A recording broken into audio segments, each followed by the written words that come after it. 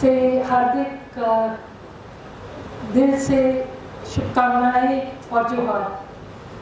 सबसे पहले तो मैं इस पूरे कार्यक्रम के आयोजकों को मैं बधाई देना चाहूँगी। ये बहुत अच्छा कार्यक्रम है। इस कार्यक्रम के द्वारा आपने अलग अलग राजनीतिक दलों को एक साथ लाने की कोशिश की है और एक आवाज़ बुलंद करने की कोशिश की है कि हमारे सेंट्रल गवर्नमेंट को, स्टेट गवर्नमेंट को और माओवादियों के बीच में सीज फायर होना चाहिए। सीज फायर क्या होता है ये तो आप सब जानते हैं। सीज फायर का मतलब होता है युद्ध विराम। सीज फायर हम क्यों चाहते हैं? तो आज हम सीज फायर इसीलिए चाहते हैं क्योंकि बस्तर के जो हालात हैं वो बहुत ज़्यादा बिगड़ गए हैं। बस्तर आप जानते हैं एक प्रकृति वाला प्रदेश है। इसमें जंगल है, इसमें पहाड़ हैं, इसमें लोग दूर दराज के गांव में रहते हैं। घर भी उनके एक साथ एक पास नहीं होते। तो ये एक प्रकृति में जीने वाले लोग हैं और आज ये स्थिति है कि ऐसे लोग जो बचपन से उनके लिए कोई खिलौना नहीं आता था, जैसे हम शहरी बच्चों के लिए हमारे माता पिता लाते हैं बाजारों से, वो अपनी प्रकृति में ही खेलते कूदते थे। वो अपने जंगलों में खेलते कूदते थे, अपने घर के आसपास खेलते थे, रेती से खेलते थे, मट्टी से खेलते थे, फल से खेलते थे, फूलों से खेलते थे। आज ये स्थिति है कि बस्तर की चाहे महिला हो, चाहे बच्चा हो, चाहे बूढ़ा हो, चाहे जवान हो, किसी की भी जान सुरक्षित नहीं है।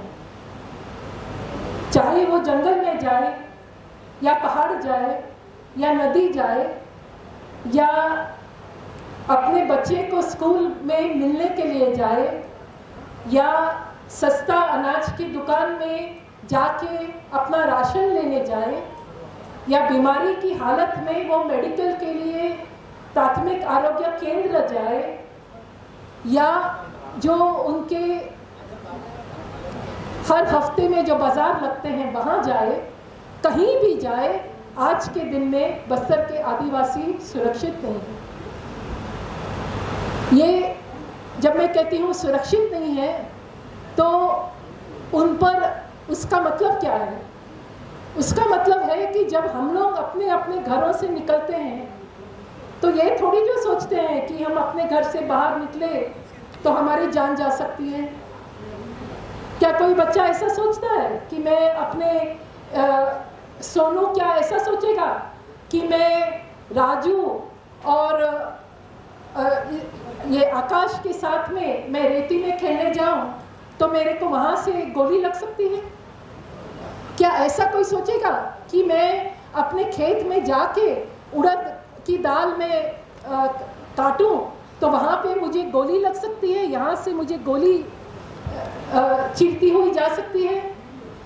या कोई एक बच्चा जो अपनी माँ को अपने ये घर के आंगन में मट्टी का लेप करने में मदद करने के लिए लगा है और अपने माता पिता को वो जाके नदी से पानी ला के उसमें लेप करने के लिए मदद कर रहा है, जैसे कि सीतराम उसका नाम इस बच्चे का है, उसको पीछे से उसके इधर से गोली लगती है और उसी दिन उसका पिताजी को मार दिया जाता है। वो भी इसी काम में लगा हुआ था। पत्नी क्या कर रही थी? पत्नी लेप कर रही थी। उसका पति क्या कर रहा था? नदी से पानी ला रहा था। उसका बेटा क्या कर रहा था? वो 12-13 साल का बच्चा है। वो हमेशा एकदम ऐसे बोलता है, मैं सीतराम हूँ, ऐसा बोलता है। सीताराम, सीतराम ऐसा बोलता है। तो सीतराम क्या कर रहा था? सीतराम अपने माँ को, पिताजी को मदद कर रहा था। वो ऐसे झुका हुआ था जब उसके पीछे से गोली लगी थी। ये जो उड़द दाल का मैं आपको बता रही थी, ये लड़की, ये भी 14-15 साल की लड़की, ये रमली उसका नाम है, ये कुम्मम गांव की है। ये इंद्रावती नदी के उस पार का थोड़ा अंदर जाना है, फिर थोड़ा पहाड़ चढ़ना है। वहाँ पे ऐसे लोग जीते हैं जो पेंदा खेती करते हैं। पेंदा खेती का मतलब है शिफ्टिंग कल्टीवेशन। तो ऐसे लोग जो आज दिन भी शिफ्टिंग कल्टीवेशन कर रहे हैं, छोटे छोटे उनके गांव हैं, एक एक गांव में मुश्किल से 13-14 लोग हैं, वो लोग वहाँ पे पेंदा खेती करके जी रहे हैं। वहाँ पे रमली उड़द की दाल काट रही थी जब उसको इधर से गोली लगी और गोली उसके इधर में फंस गई। तो उसी एक, ये तो केवल एक घटना का मैं आपको उदाहरण दे रही हूँ, जहाँ पे 2 गांव, एक कुम्मम वाला गांव, एक सीतराम वाला गांव, जहाँ पे कुल मिला के 4 बच्चों को गोलियों से वो जख्मी हुए। और ये ज़्यादा पहले की घटना नहीं है, ये अभी ही फरवरी महीने की घटना है।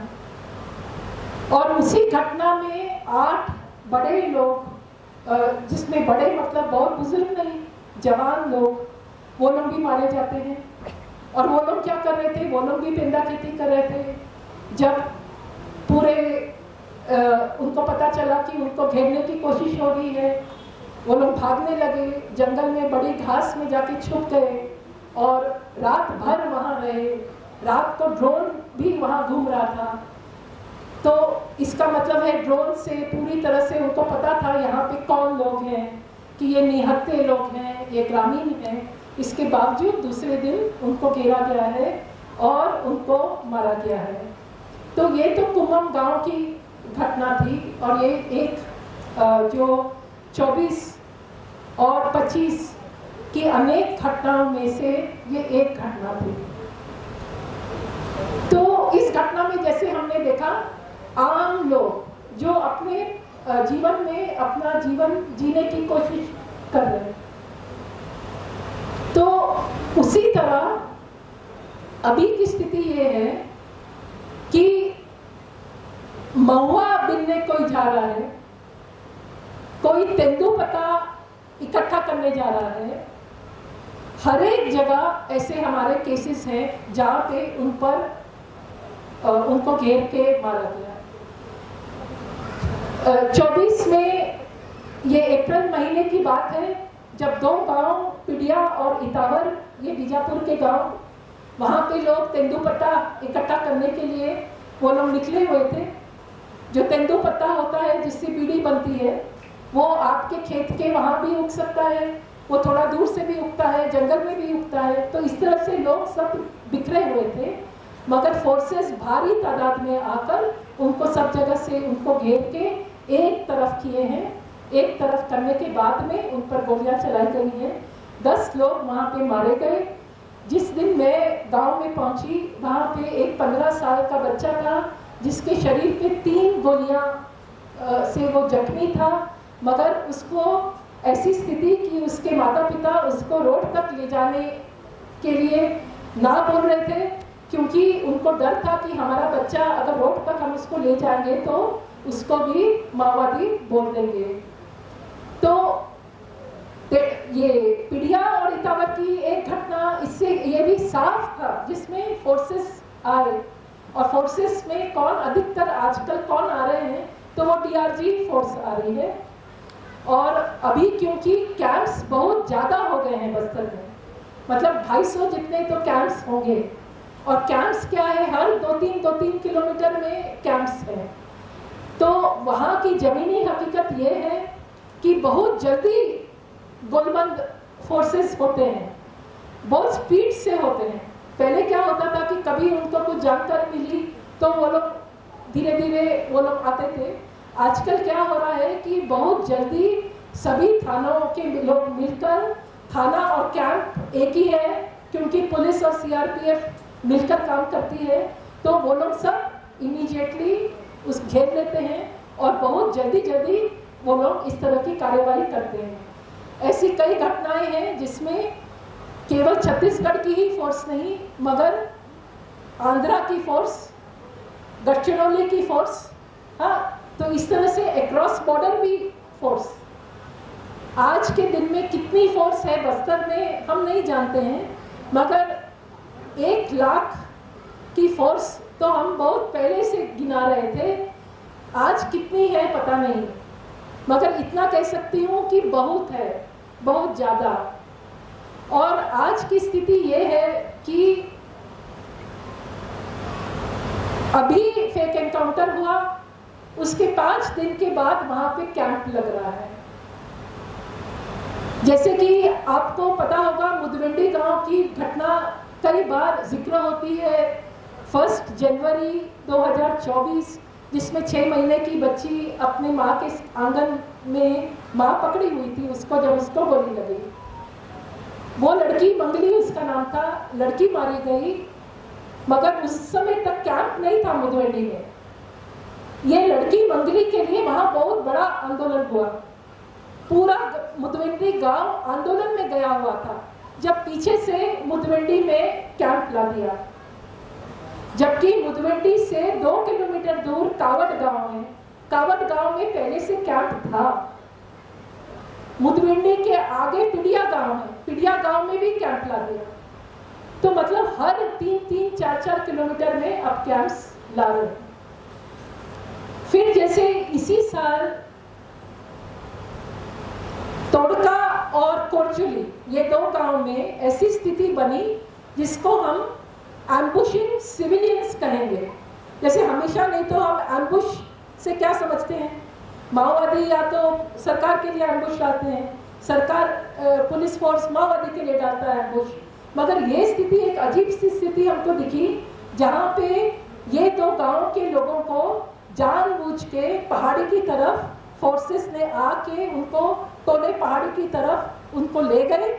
और तोले पहाड़ी में ऑलरेडी पूरा फोर्स ऐसे तैनात थी जिसने एकदम खटखट खटखट उन पर गोलियां चलाई। इसको हम क्या कहेंगे, इसको हम एम्बुशिंग सिविलियंस कहेंगे। और ये जो गांव है तोड़का और कोरचुली, इसमें गए साल भी मार्च के महीने में ऐसा एक फेक एनकाउंटर हो चुका। हाँ, वहाँ पे उस समय कोरचुली के बगल का गांव नेंद्रा, तो उस एनकाउंटर में नेंद्रा के लोग मारे गए, कोरचुली के मारे गए। इस बार कोरचुली के मारे गए और तोड़का के मारे गए। और अभी मैंने सुना है कि पिछले 10 दिन में ही कोरचुली तोड़का के बीच की जमीन में ही वहाँ पे अब कैंप ला दिया है। इन एनकाउंटर्स के समय में जिन लोगों से जब हम जांच कर रहे थे, फेक एनकाउंटर्स के समय जिनसे हम बातें कर रहे थे, जो वहाँ के कार्यकर्ता थे और बहुत मजबूत कार्यकर्ता थे, वो लोग आज के दिन में मैं सुन रही हूँ कि वो लोग ने सरेंडर किया है। अब इससे ये मैं कहना चाहूँगी कि ये ऐसे लोग नहीं थे कि जो सरकार के सामने घुटने टेकेंगे। वो अपना पूरा जीवन इसी में दिए थे और पूरी तरह से वो आज दिन भी समर्पित हैं संघर्ष के लिए और अधिकारों की लड़ाई के लिए। परंतु आज बस्तर की स्थिति ऐसी है कि एक साथ 50-50, 60-60 लोगों को वो लोग ला रहे हैं। और जैसे मैंने कहा कि इतने कैंप्स बना रहे हैं कि किसी को सरवाइव करने का पॉसिबिलिटी ही नहीं है। तो मतलब उसमें स्थिति ऐसी बना रहे हैं कि आपको अगर सरवाइव करना है तो आपको सरेंडर करना है। और ये जो सरेंडर करने वाले लोग हैं, ये ग्रामीण हैं, ये जो संगम सदस्य हैं, या ज़्यादा से ज़्यादा जो मिलिशिया सदस्य रह चुके हैं, ऐसे लोग हैं। इन पे एक पे वो लोग इनाम घोषित कर देते हैं। आप पे 2 लाख का इनाम है, आप पे 1 लाख का इनाम है। तो इस तरह से लोगों को बहुत तंग करते हैं। कई बार मैं सुनती रहती हूँ, लोग बोलते हैं कि दीदी हम थाना जा रहे हैं अपना नाम कटवाने के लिए। तो नाम तो नहीं काट सकते आपका, मैं ऐसा बोलती हूँ, क्योंकि कानून में ऐसा थोड़ी जो है कि आप थाना में जाओगे और FIR से आपका नाम कट जाएगा, ऐसा तो होता नहीं है। तो इसमें फिर बहुत करप्शन इन्वॉल्व है। उसको बोलेंगे तुम्हारा नाम काटेंगे, फिर वो बेचारा उधर जा रहा है अपना नाम कटवाने के लिए, 1 से 10-10 हज़ार कई बार मांगते हैं। ऐसे गांव हैं जहाँ पे लोग जेल का पूरा काट कर आए, जेल में रहकर आए 4-4 साल, 5-5 साल, आने के बाद फिर से उनको बोल रहे तुम्हारा नाम है, तुम्हारा नाम काटने के लिए आओ। और कम से कम 3-4 लोगों ने खुदकुशी कर ली है, क्योंकि वो इतना तंग आ गए, इतना जेल काट के आए, फिर बड़े बड़े वकीलों ने उनसे खूब पैसे भी ले लिए। फिर थानेदार उनसे 10-10 हजार मांग रहा। सीआरपीएफ का कैंप एक साथ 10 मोटरसाइकिल लेके उनके गांव में घूम रहा कि हम देखने आए, एक एक के घर में घुस रहे कि हम देखने आए कौन कौन है आप में से जिसका जिसका नाम है। तो इस तरह से एक पूरा आतंक वहां पे चल रहा है, और ये अभी से नहीं चल रहा है, ये सालों साल चल रहा है, ये 20 साल से चल रहा है। ये जो मैंने खुदकुशी की आपको घटना बताई, ये तो पिछले 4-5 साल 3-4 साल पहले की बता रही हूँ। जिस गांव में उन्होंने, जो लोगों ने बात की थी मेरे से, वो लोग ने बाद में मुझे पता चला कि उनको मैंने बताया था आपको नहीं डरना है, आपको कुछ पैसा नहीं देना है थाना में, मगर बाद में मुझे पता चला कि बहुत कम कर रहे थे, और पहले भी उनके गांव में 1-2 जन ने खुदकुशी कर लिया था, इस व्यक्ति ने भी जाके खुदकुशी कर लिया। तो ये स्थिति वहां पे बस्तर की जो है, ये बहुत ज्यादा, अति ज्यादा जिसको बोलेंगे, जैसे बस्तर में या कहीं भी, मतलब जैसे चींटी है, चींटी, छोटा छोटा एंट्स, हम लोग चलते चलते भी हम एंट्स के ऊपर हमारा पैर आ जाता है ना, तो इस तरह से बेचारी चींटी, वो तो सीधे चल रही थी, वो तो अपना जिंदगी जी रही थी, मगर चींटी मर जाती है ना, उसको हम बचा नहीं पाते। तो ऐसी स्थिति आज के दिन में बस्तर के लोगों की हो गई है कि जहाँ पे वो जी रहे हैं, जीने का कोशिश कर रहे हैं, और उसी में उनको एक चींटी की तरह उनको मार दिया जा रहा है। तो चींटी की तरह बोल सकते हैं, या आज वहाँ पे पतझड़ का मौसम चल रहा है, पतझड़ में पेड़ को देखते हैं तो हम देखते हैं पत्ते गिरते हैं, तो जैसे पत्ते गिरते हैं तो वैसे ही वो भी एक मेटाफॉर हो सकता है कि बस्तर में आज लोग जिस तरह पत्ते गिरते हैं और पेड़ खाली हो जाता है, वैसे ही आज लोगों की जान है और पत्ते गिरने जैसा लोग गिर रहे हैं और मर रहे हैं, और उनका कहीं कोई सुनवाई नहीं हो रहा है। लोग बस जब जो मैंने आपको बताया, फर्जी मुठभेड़ें जब होती हैं या दूसरा मुठभेड़ भी जब होता है, तो केवल बॉडीज के लिए लोगों को उस समय बस चिंता ये होती है कि हमको हमारा बॉडी चाहिए, हमारा लाश हमको चाहिए। वो उस समय उनका दूसरा पूरा लंबा अधिकार, वो सब का बात नहीं कि मुठभेड़ क्यों किया, मेरे आदमी को क्यों बात किया, वो भी नहीं। वो बस उस समय ये बोल रहा है कि मुझे मेरी लाश दे दो, मैं मेरी लाश को मेरे साथ मेरे घर ले जाना चाहता हूँ, और उसके लिए भी उसको मदद चाहिए होती है, क्योंकि लाश भी उनको आसानी से नहीं देते। यहाँ तक कि लाश अगर दे भी देते हैं तो गांव तक आते हैं और उनको बहुत दबाव डालते हैं कि जल्दी से जल्दी जलाओ इसको। क्यों? क्योंकि उनको कोई एविडेंस नहीं चाहिए, क्योंकि लाश से भी आपको पता चल जाएगा कितने डिस्टेंस से मारा, क्या किया। तो इस तरह का आतंक वहां पे बरसों बरस, सालों साल लोग झेल रहे हैं। बच्चे इसी तरह से बड़े हुए 20 साल, आज जो 20 साल का जो नौजवान है बस्तर का, वो 20 साल से ये सब कुछ देखते आया है। उसके घर, एक एक के घर में पूछोगे तो वो बताएगा आपको किसके घर में कौन मरा, किसके बड़े पिताजी का बेटा मरा, किसकी दीदी मरी, किसका कौन जेल में है। कल मेरे को एक मेरा क्लाइंट के परिवार वाले आके बोल रहे थे कि दीदी मुझे वो डीजे कोर्ट का वो बाबू को भी देना है पैसा। तो मैं बोली क्यों देना है उसको पैसा? तो बोले नहीं मुझे मांग रहा था पैसा। तो मतलब बाबू लोग भी जो पैसा मांग रहे हैं उनसे। तो ये पूरी बातें समझाना कि नहीं, आपको किसी को कोई पैसा नहीं देना है, आपको कोई भी लालची वकील का भी आपको एक विक्टिम नहीं बनना है। फिर जैसे यूएपीए, अभी बहुत लोग को यूएपीए में बंद कर रहे हैं, सीएसपीएस से छत्तीसगढ़ जल सुरक्षा अधिनियम में बंद कर रहे हैं। इन पर कभी भी कोई जमानत मिलती नहीं, बेल नहीं मिलती, मगर झूठा वादा देके लोग उस पर बेल देंगे, बेल करवाएंगे करके बहुत पैसा कमाते हैं। तो मतलब मेरा कहने का मतलब बस यही है कि बहुत तरह तरह का दुख बस्तरवासी झेल रहे हैं। और अभी जो एक हमारे उड़ीसा के साथी बोल के गए कि कालाहांडी में जिस तरह उनको बहुत पहले भूख से शिकार हुए लोग की जो स्थिति दिखती थी, उनको 2013 में दरभा डिवीजन में के गांव में उनको बस्तर के लोगों का ये दिखा। तो वही स्थिति एक्चुअली बस्तर की है। आज आप बस्तर के लोगों को देखेंगे, कोई भी आपको मोटा आदमी दिखता ही नहीं है वहाँ। मेरे को तो उनके सामने एक जायंट लगती हूँ मैं, कि मैं बहुत लंबी मोटी बड़ी ऐसा दिखती हूँ। वहाँ सबको इतने पतले पतले एकदम थोड़ा सा कपड़ा पहने हुए और इस तरह के हैं। वो इतना दुख झेले हैं फिर भी बहुत धीरे धीरे बात करते हैं।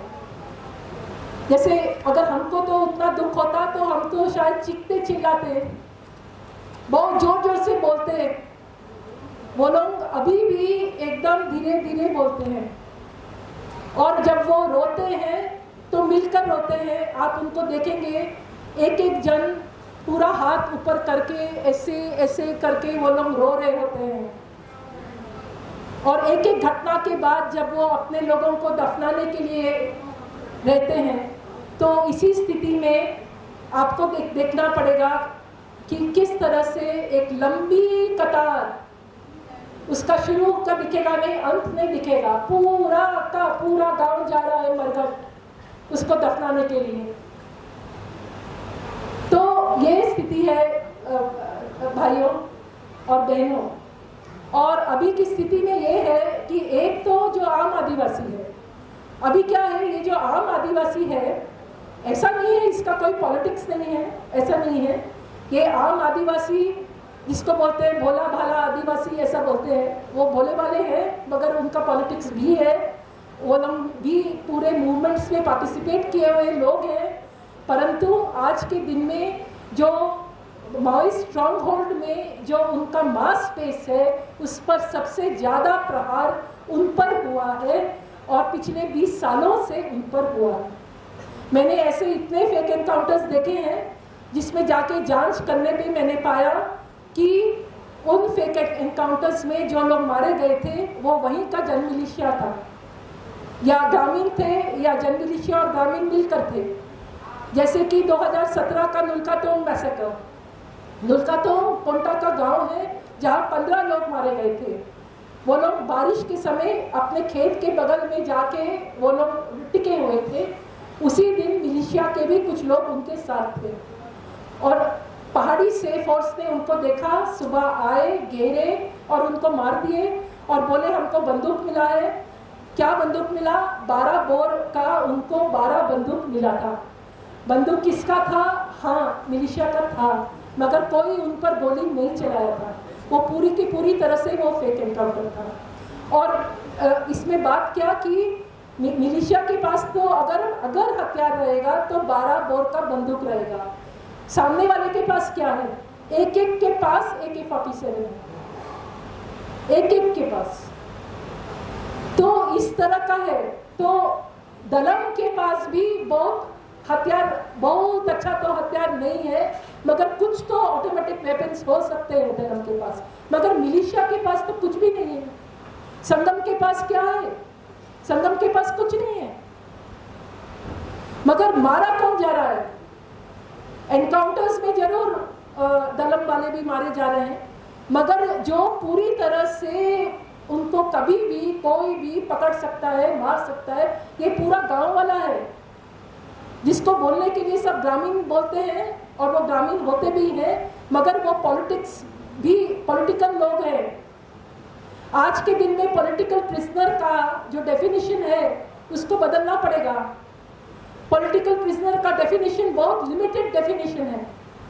उसमें केवल जो जाने माने जो पॉलिटिकल वर्कर्स होते हैं, पॉलिटिकल साथीज होते हैं, पॉलिटिकल लीडर्स होते हैं, उनको पॉलिटिकल प्रिजनर बोला जाता है।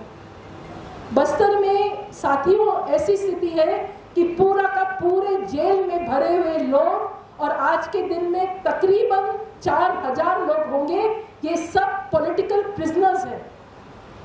उनको कोई पॉलिटिकल प्रिजनर नहीं गिनता है। ये हमारी भूल है, हमारी नजरों की भूल है।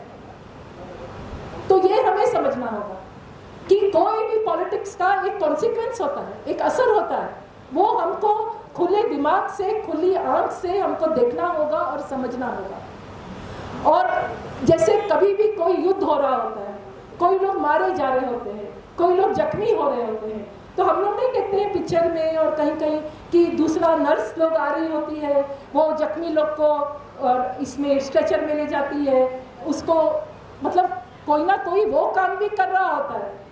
मगर बस्तर में तो ऐसा नहीं है। बस्तर में आर्म्ड कॉन्फ्लिक्ट का जो कॉन्सिक्वेंस है, वो जो ग्रामीणों को जो के ऊपर जो आता है, ग्रामीणों के ऊपर जो उनको झेलना पड़ता है, वो केवल वही लोग झेल रहे होते हैं, उनका परिवार झेल रहा होता है, वो खुद झेल रहा होता है, उसकी मदद में तो कोई नहीं है।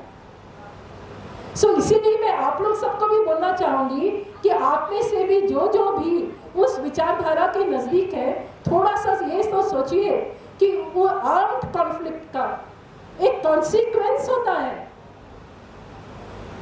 जो नॉन वायलेंट मूवमेंट है उसका तो क्या है, एट द मोस्ट वो मूवमेंट मानो जीता नहीं, हार गया, हाँ उसका तो वो कॉन्सिक्वेंस हो सकता है। मगर एक आर्म्ड मूवमेंट का लाइफ एंड डेथ का कॉन्सिक्वेंस होता है, असर होता है। और जिसको बोलेंगे इंग्लिश में, who is there to pick up the pieces? Nobody. ये सच है, I am sorry to say, nobody. बाहर मेट्रोपोलिस में सब जगह में बहुत चर्चा, खूब चर्चा, लंबी चौड़ी चर्चा, ग्राउंड में कोई नहीं। ये कैसे चलेगा साथी? तो इसीलिए आज के दिन में जब हम सीज फायर की बात कर रहे हैं, हम इसीलिए बोल रहे हैं। इस पर भी कई लोग हंस रहे हैं, कई लोग इस पर भी ताना कस रहे हैं, कई लोग बोल रहे हैं अरे आप क्या शांति का फिर से बात कर रहे हैं आप लोग। अरे भाई, ये शांति कोई लग्जरी है क्या?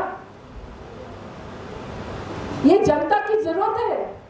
जनता को जीने का अधिकार है कि नहीं? जनता के बारे में कौन सोचेगा? तो ये बात है। तो इसीलिए हमेशा, जैसे मैं एक नक्सलवादी आंदोलन की एक स्कॉलर भी नहीं हूं, तो मेरा एक क्रिटिक ये था कि कई बार मूवमेंट में या ये देखा जाता है कि व्हेनेवर इस तरह का कॉन्फ्लिक्ट होता है, always it is the party over people. This is my observation in my limited study. So the point is this कि it has to be also, people have to be centre stage. अगर जनता ही नहीं रहेगी तो revolution किसके लिए करेंगे? आज के दिन में क्या हो रहा है? सरकार बोल रही है हम वहां जो कुछ भी कर रहे हैं हम जनता को बचाने के लिए कर रहे हैं, जनता के लिए कर रहे हैं। माओवादी अभी से नहीं, सालों साल से यही बोल रहे हैं हम वहां पे क्या कर रहे हैं, हम जनता को बचाने के लिए कर रहे हैं। मगर जनता की क्या हालत है, वो ध्यान से देखकर उस पर कुछ सोचना, सेल्फ रिफ्लेक्शन करना, इसका बहुत पहले से टाइम आ चुका था। 2006 में भी टाइम आ चुका था। 2006 में जब 1 लाख से ज्यादा लोगों ने बस्तर से पलायन किया था, पूरे वारंगल और खम्मम सब जगह में वो लोग थे। उनके घर सर्वेला करके एक बस्ती में मैंने देखा, फॉरेस्ट गार्ड्स ने 4 बार जलाया था उस महिला का घर। तो ऐसे ऐसे लोग जो एक 5th शेड्यूल एरिया से दूसरे 5th शेड्यूल एरिया में केवल शेल्टर लेने के लिए बेचारा घूम रहा है और उसका 4 बार उसका घर जल रहा है। तो already by 2006 there was too much violence on the ground. जो आप लोग बहुत सुने हैं इसके बारे में, घर हजारों हजार जल गए, 1 लाख से ज़्यादा का प्लान हो गया। हम संयुक्त पोराटम ही करते रहेंगे। थोड़ा सा ये सब बारे में सोचना है। और ये तो अभी माओवादी पार्टी ने भी खुद बोला है, और 2004 में भी मुझे याद है, हालांकि वो टॉक्स फेल हुआ था, but I remember very well कि opening sentence almost of the CPI Maoist that time was कि people want peace. I remember that, if I am not mistaken. सो ये बहुत ज़रूरी बात है, और इसीलिए आज जो ये शुरुआत है एक तरह से, और आज देश भर में इसकी बात हो रही है, और इसमें ज़रूर ये भी बात है कि आज कोई भी युद्ध कोई लड़ता है तो जीतने के लिए लड़ता है, ऐसे ही टाइम पास के लिए तो नहीं लड़ता है। तो आज तो ये स्थिति है कि बस्तर में जंगल हो, पहाड़ हो, कोई भी जगह हो, ग्रामीण का घर हो, कहीं पे भी जो माओवादी मिलिटेंट है वो सेफ नहीं है आज के दिन में। हमारे पास में उदाहरण है कुंभम गांव, जिसका मैंने आपको अभी बताया था, शिफ्टिंग कल्टीवेशन, वहाँ पे कार्तिक दादा को मार दिए थे। कार्तिक दादा बहुत हमारी उम्र से भी ज़्यादा थे, देख भी नहीं पाते थे, वो केवल वहाँ शेल्टर लिए हुए थे, वहाँ कोई दलम नहीं था, वहाँ कोई मुठभेड़ नहीं हुआ था, मगर कार्तिक दादा और उनके साथ में उनकी साथी दोनों को मार दिया गया, और साथ में ये आप लोगों को भी मार दिया गया, 4 बच्चों को भी जख्मी किया। उसी तरह आपने सुना बोडगा गांव में सुधीर ये उर्फ सुधाकर को भी इसी तरह मार दिया, और बोडगा गांव में ही इसके पहले भी एक राजू करके लड़का था, उसको मार दिए थे। वो केवल नदी में गया था नहाने के लिए, उधर उसको मार दिए थे। बोडगा गांव में ही 2 बच्चों का पैर आया था, जो वहाँ पे लेफ्ट ओवर कुछ एम्यूनिशन वहाँ पड़ा था, उस पर बच्चों का पैर आ गया और 2 बच्चे मारे गए थे। ये बोडगा की ही कहानी है। वहीं पे सुधीर शेल्टर ले रहे थे, और उसी बोडगा में राजे करके एक महिला घर के अंदर थी जब उसको गोली लगी थी। ये सब कल लास्ट ईयर का ही बात बता रही हूँ आपको। तो उसी बोडगा में सुधीर शेल्टर लिए हुए थे, और मैंने ये सुना है, गलत हो सकता है, कि सुधीर का उधर में खड़ा हुआ एक किसी ने फोटो लिया था, और वो फोटो सर्कुलेट हुआ था, और सुधीर को उस फोटो के कारण मारा गया है। इससे और अभी जो ताजा सबसे ताजा आप लोग जानते हैं, वो हत्या है रेणुका की, रेणुका उर्फ चेते। और रेणुका के बारे में आप लोग सब मेरे से ज़्यादा जानते हैं। मैं तो रेणुका के बारे में पढ़ के मुझे बहुत दुख लगा कि रेणुका इतने पास बेलनार गांव में थी, और मुझे लगा मैं काश मैं उससे मिल सकती, मैं उससे बात की होती। हो सकता है कभी किसी जगह वो रही भी हो। तो ऐसे लोग जिनका अभी तक समाज के लिए जो वो काम करना चाहते थे, और केवल समाज के लिए काम करने का एक तरीका नहीं है ना, जैसे रेणुका रचयित्री थी, रेणुका की एक कहानी से बहुत लोग तैयार होते हैं, एक उसकी कलम में उसका हथियार था। अभी ऐसी रेणुका चली गई, उससे किसको फायदा हुआ? समाज का नुकसान है। तो रेणुका चली गई इसी तरह। तो आज के दिन में यही हो रहा है कि माओवादियों के भी लोगों का व्यर्थ में एक तरह से वो लोग they are having to lose their lives, and एक तरह से मतलब वेस्टफुल है एक तरह से ये पूरी बात। तो इसीलिए ये जो माओवादियों की तरफ से ये आया है कि वो चाहते हैं कि इस पर ये सीज़फायर हो, वो सीज़फायर के लिए तैयार है। ये पूरी तरह से मैं वेलकम करती हूँ। और जो उन्होंने कहा सरकार को कि आप कहिए, और आप अपने कैंपों में अपने लोगों को अंदर ही रखिए, और युद्ध विराम होना चाहिए, ये तो बहुत लॉजिकल बात है। ऑफ कोर्स युद्ध विराम होना चाहिए, नहीं तो एक तरफ अगर युद्ध चलता रहेगा, दूसरी तरफ चर्चा होगा, ऐसा हो सकता है? छत्तीसगढ़ का उप चीफ मिनिस्टर ऐसा ही बोला हम चर्चा के लिए तैयार हैं, आप आ जाओ चर्चा के लिए, किसी को भी भेजो चर्चा के लिए। पहले बोल रहा था वीडियो से भी कर लूंगा, फोन से भी कर लूंगा, ठीक है, अभी बोल रहा है हाँ भेजो, किसी को भी भेजो, मैं चर्चा करने को तैयार हूँ, पर युद्ध नहीं रुकेगा। अरे ऐसे होता है क्या? तुम आप नीचे में युद्ध चलाते रहोगे और एक साइड चर्चा चलेगा, ऐसा नहीं होता। तो माओवादियों की जो ये बात है ये उन पर भी लागू होती है, क्योंकि युद्ध विराम का मतलब उनके द्वारा भी जो कार्रवाई की जा रही है उस पर भी विराम। जैसे अभी किसी ने आईडी ब्लास्ट के बारे में बात किया, वहाँ पे ऐसे अनेक उदाहरण ऐसे भी है कि जो लोग आईडी में मारे गए हैं। अभी हाल में एक लड़की, इनकी उम्र की सरस्वती ओयाम उसका नाम है, जो मुनवासी बचाओ मंच की लीडर थी, मतलब वो तो संगठन की व्यक्ति थी, महिला अधिकार मंच की अध्यक्ष थी। तो वो मंच से, जो इंद्रावती नदी के पास के गांव में ही उनका मंच था, मंच से वो सुबह में अपना बर्तन लेके नीचे गई नदी में नहाने, ये बर्तन धोने, आते समय उसका पैर पड़ गया और वो उसका अभी एक पैर कट गया है, वो डिमलापाल अस्पताल में है। तो शुरू में तो सबको तो शंका था ही कि ये माओवादी का ही आईडी है, क्योंकि आईडीज में अभी तक पुलिस के द्वारा आईडी डाला गया ऐसा तो हम लोग वहाँ नहीं सुने कभी। तो हालांकि पुलिस वो भी कर सकती है, मगर ऐसा तो सुने नहीं थे।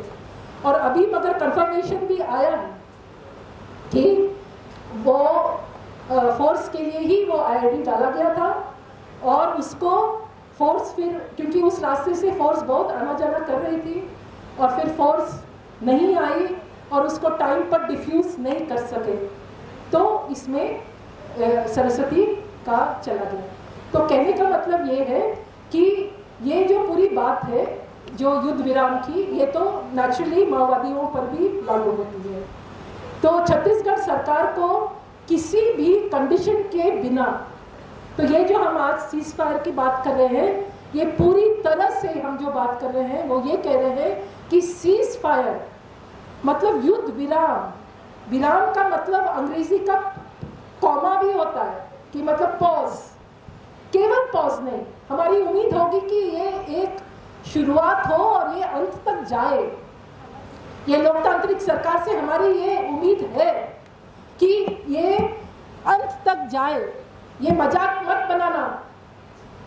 और ये चाहे कोई भी सरकार हो, अभी बीजेपी की फासिस्ट सरकार है, मगर ये लोकतंत्र की सरकार है, इसलिए ये अकाउंटेबल है, इसको अकाउंटेबल बनाना पड़ेगा। इसलिए मैं आप में से भी और ऐसे कोई भी साथी को जिसको ऐसे लगता हो कि शांति की मांग करना ये एक वीक पोजीशन है, उसको मैं ये कहूंगी, नहीं साथी, ये गलत है, ऐसे नहीं सोचो। कोई भी कॉन्फ्लिक्ट लंबा नहीं चल सकता है। आपके घर में कॉन्फ्लिक्ट हुआ है कभी? आपके जीवन में कॉन्फ्लिक्ट हुआ है? हस्बैंड वाइफ का कॉन्फ्लिक्ट हुआ है? कोई भी कॉन्फ्लिक्ट लंबा समय तक नहीं चल सकता है, उसका रेजोल्यूशन चाहिए होता है।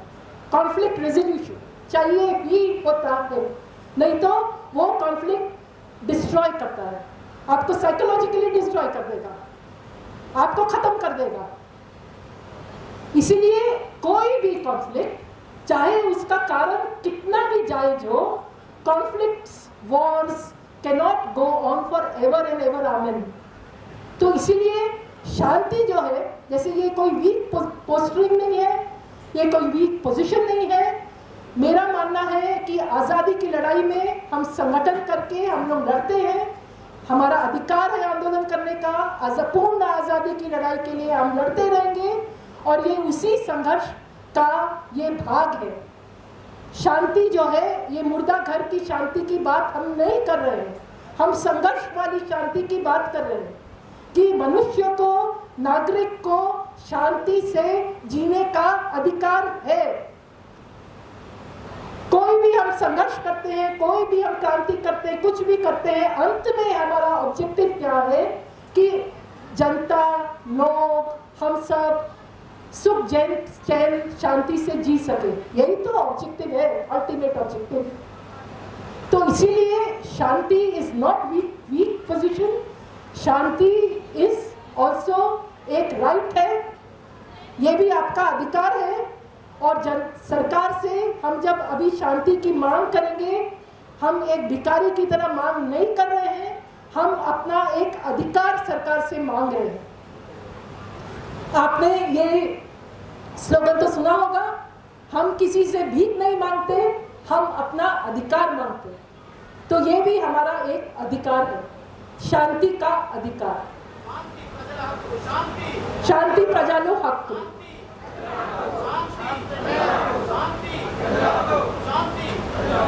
और शांति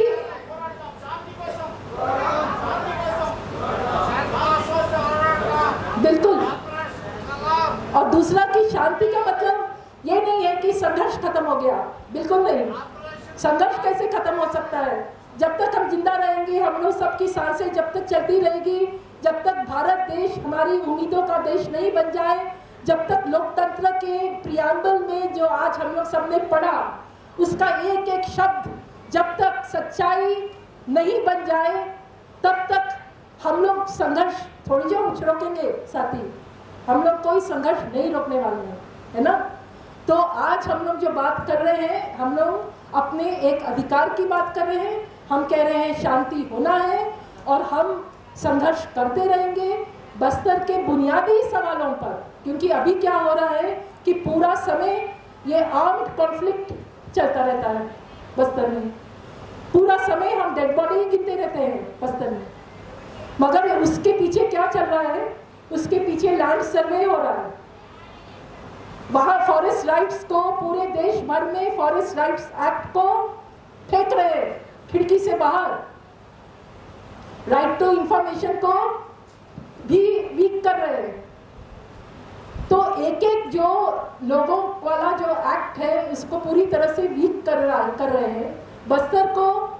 और ऐसे सभी आदिवासी क्षेत्र जहां खनिज है, हम जानते हैं, पूरी तरह से जानते हैं कि इसमें इनको कॉर्पोरेट्स को हैंडओवर करने की सरकार की कोशिश है। इसीलिए संघर्ष तो चलते रहेंगे। जो आपने सरकार ने लॉ बनाया, रूल बनाया, रूल ऑफ लॉ चलता रहना पड़ेगा। रूल ऑफ लॉ एक्चुअली हकीकत में उसको रियलाइज करना है, वो केवल बोलने के लिए नहीं है। Rule of law and justice होना है अपने को, और उसमें फिर ये पूरी लड़ाई, जमीन के लिए लड़ाई, हमारे जंगल के लिए लड़ाई, जंगल के नीचे के खनिज के लिए लड़ाई, ये पूरी लड़ाई हमारी चलती रहेगी। तो आज जो स्थिति है कि एक तरफ केवल आर्म्ड वाला चलता रहता है, पीछे से करोड़ों का गफला हो रहा है, अदानी और ये सब को ला रहे हैं चुपचाप, तो ये नहीं चलेगा। अभी लोगों की निगरानी पूरी तरह से खुले मंचों के द्वारा, हालांकि सरकार खुले मंच को भी दबा रही है। मूलवासी बचाओ मंच पर बैन लगा दिया अक्टूबर में, इसके बावजूद हम जानते हैं वो ये सब करेंगे, मगर हम लोग संघर्ष करते रहेंगे। तो आज जो ये स्थिति है बस्तर की कि फैब्रिकेटेड केसेस डाल के लोगों को जेल के अंदर बंद कर दिया, फर्जी केस। उसके बदले आप सोचिए कैसी स्थिति होती अगर बस्तर में हम खुला आंदोलन कर रहे होते और जेल भरो आंदोलन करते। 4000 लोग आंदोलन वाले होते जो अपने हक की लड़ाई में जेल के अंदर होते। आप सोचिए, आज वो फर्जी केस के अंदर बेचारा अंदर है, तो वही आदमी हक की लड़ाई के लिए भी वो जेल भरो करेगा, ठीक है ना। तो खैर ये सब लंबी बातें हैं। अंत में मैं इतना ही बोलूंगी कि ये बहुत अच्छा चीज हो रहा है, जो सीजफायर की बात जो की जा रही है, अनकंडीशनल सीजफायर हमारा डिमांड होना चाहिए। और अनकंडीशनल सीजफायर के बाद हमारे पीस टॉक्स होने चाहिए, एंड उसको ideally peace and justice talks बोलना चाहिए, और जिसमें हमारे अनेक सवाल हैं, लोगों के अधिकार से जुड़े, लोगों के संसाधनों से जुड़े, ऐसे अनेक आदिवासियों के अधिकार, लोकतांत्रिक अधिकारों, पूरा इश्यूज उसमें peace talks, peace and justice talks में वो पूरी तरह से आएगा। तो इसीलिए साथियों, ये हक की लड़ाई का एक पड़ाव है। तो I will like to take your leave with just one thought, शांति एज अ राइट, हक, शांति एज अ हक। इस थॉट से मैं आपका लेती हूँ। जिंदाबाद। Thank you ma'am, thank you.